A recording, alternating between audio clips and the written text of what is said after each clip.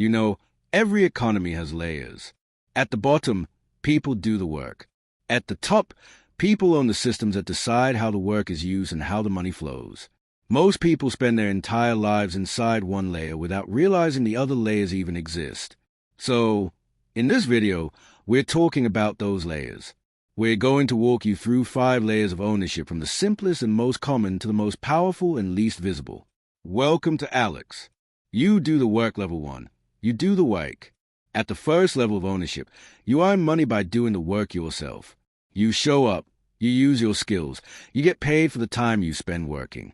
If you stop working, the money stops coming in. This is called labor income. So, imagine a small bakery. At level 1, you are the pastry chef. Every morning, you come in early and you start baking bread. You mix the dough, you shape the loaves, you put them in the oven and take them out when they're ready.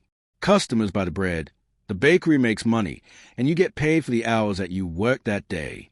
Your job is important because without you, the bread doesn't get made. But even though you create the bread, you do not own it. Once the bread is sold, the money belongs to the bakery owner. You receive your pay, and that is where your connection to the bread ends. This is how labor works. You trade your time and effort for money, but you do not own what your work produces. The bakery owns the recipes, the ovens, the brand, the customer relationships. You only own your skill and you rent it out for a few hours each day. And because of this, your labor income has a limit. There are only so many hours a day that you could work. You can't bake bread all day and all night forever. Even if you become faster or better at baking, you're still limited by how much time and energy your body has. You can earn more money as a pastry chef by working longer hours, learning more advanced techniques, or getting a better paying job at a nicer bakery. But while these things help, they don't change the structure. You're still paid because you are there. When you're not there, the ovens are cold, the bread doesn't get made. Even very well-paid workers are still at this level if their income depends on them showing up. A famous chef who must be in the kitchen every day is still earning labor income. The pay might be higher, but the rule is the same. No work means no pay. And labor also carries risk. If the bakery has a bad month, the owner might cut hours or let workers go. If a new machine can bake faster, fewer pastry chefs are needed. The worker feels a change first because the worker does not control the bakery. The worker is part of the cost of running it. Another important part of labor income here is that it is usually taxed right away. Before you could save or invest much, taxes are taken out of your paycheck, and this makes it harder to build something of your own later because you're starting with less money. Now, none of this means that being a pastry chef is a bad thing. Labor is how most people start. It is how you learn skills, understand how businesses work, and earn your first money. Without people doing the work, no bakery could exist in the first place.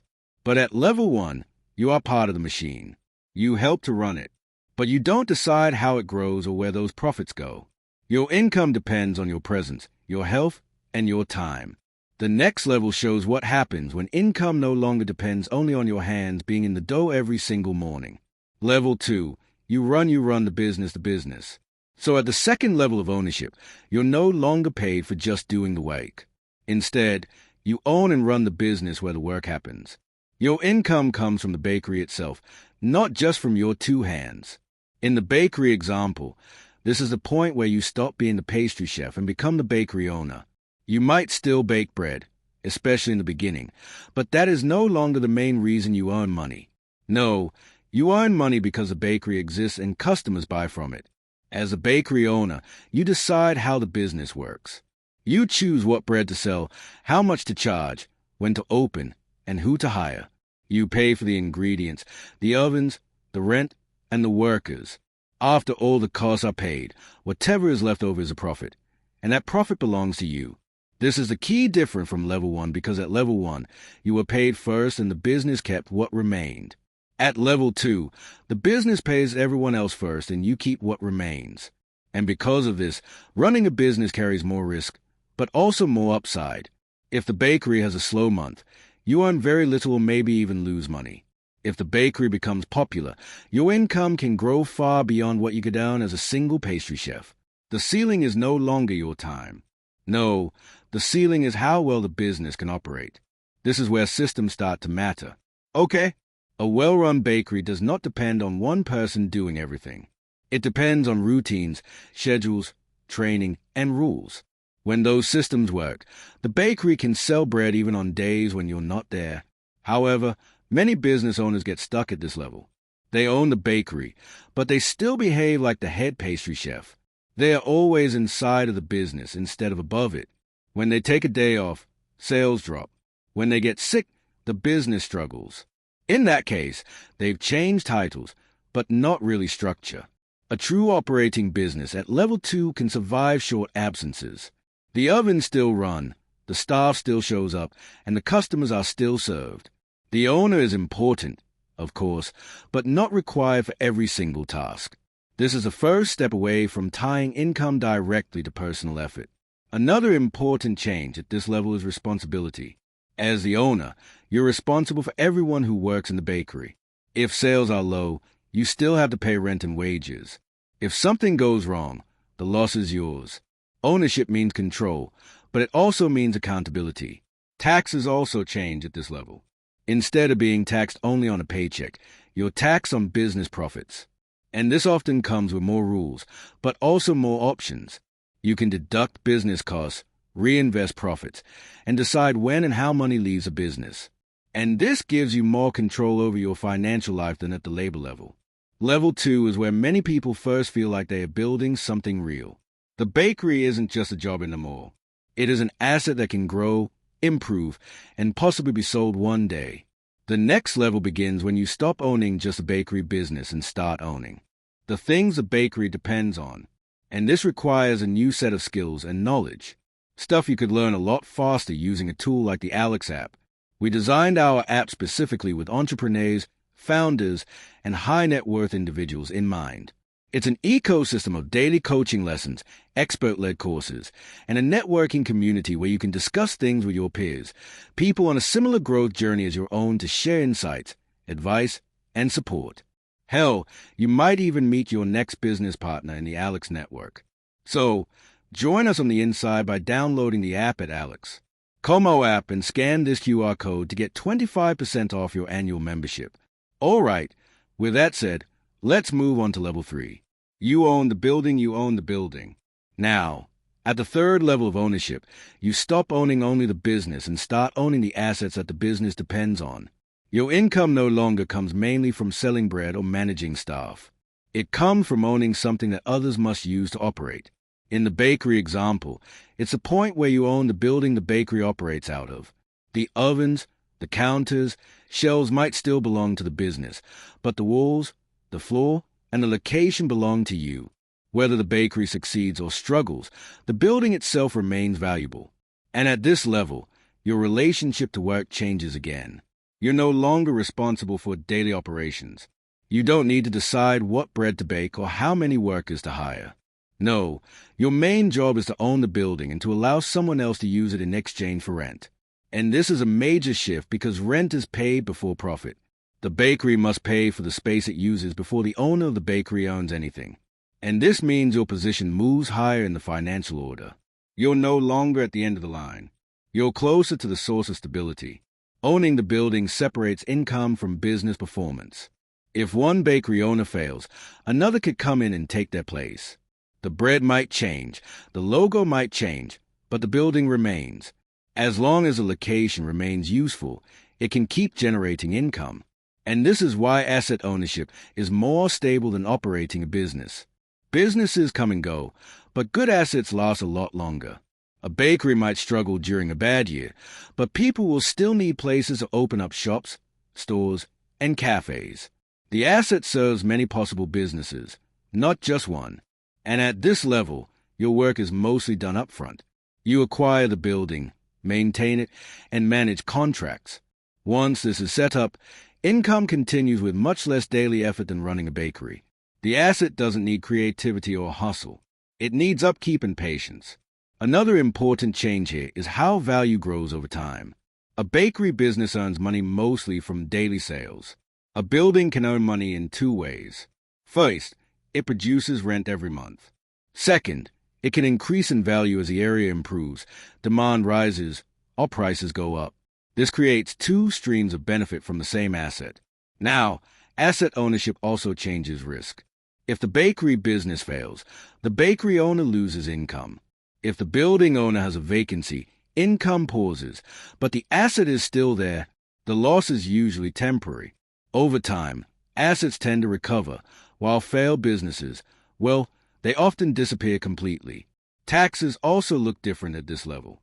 Many systems treat asset income more favorably than labor income. Costs like maintenance, repairs, and financing can often be deducted. In some cases, value growth is taxed later or at lower rates, and this further strengthens the position of the asset owner compared to the worker or operator.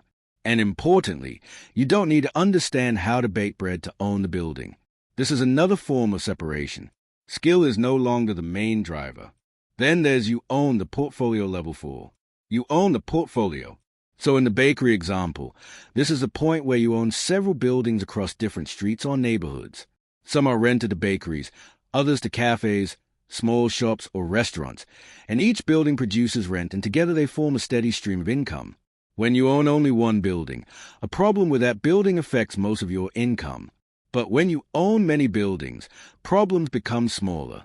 One empty space doesn't matter much, when many others are still paying rent, and this changes how risk feels. At lower levels, a single failure can stop everything. At the portfolio level, setbacks are absorbed by the whole. The system becomes more stable because it doesn't depend on any single tenant, business, or location. And your role also changes again. You're no longer managing individual buildings day to day. That work is usually handled by managers, contractors, or companies. Your job is to decide what to buy, what to keep, what to sell, and how the portfolio should grow over time. At this level, ownership becomes something more abstract. You might not know every tenant by name. You may not visit every building very often.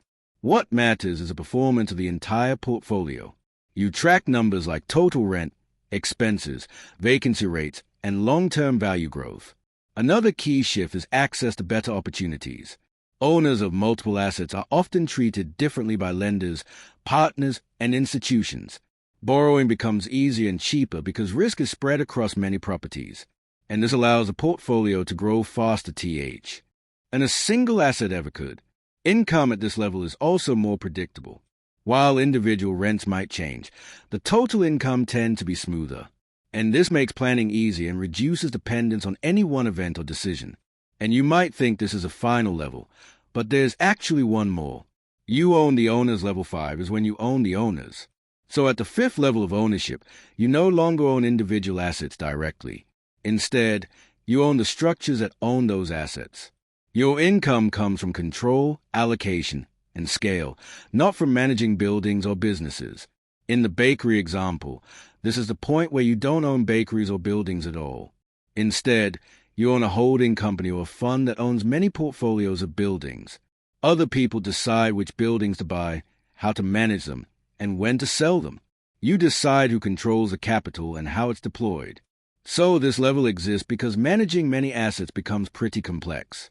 Instead of one person making every decision, ownership is placed inside of a structure, and that structure pools money, spreads risk, and operates at a much larger scale than any individual owner could manage alone.